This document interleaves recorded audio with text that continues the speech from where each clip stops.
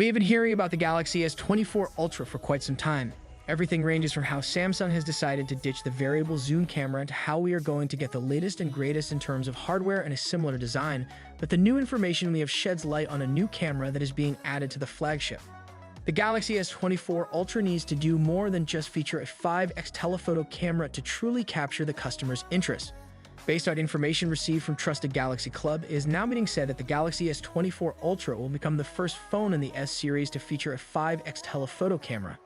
The sensor was lost spotted in the Galaxy Note 20 Ultra and never made its way to the S series devices.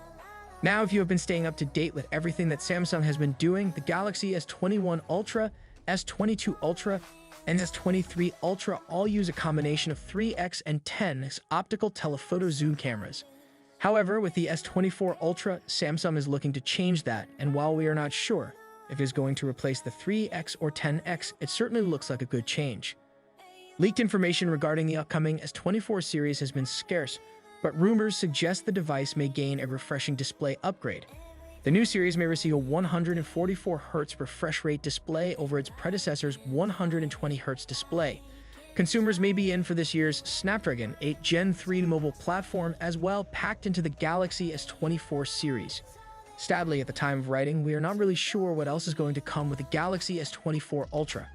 However, I am really hoping that Samsung does add some really nice features, including the variable aperture, because that feature has been missing from Samsung phones for some time now, and the camera system on future Samsung phones can really use upgrade. The Galaxy S24 Ultra is going to be released in the first quarter of 2024, and you can expect the device to feature a number of improvements, including some obvious ones.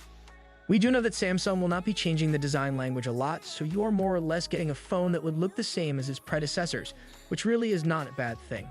We will keep you posted with all the information that comes our way. Until then, stay tuned.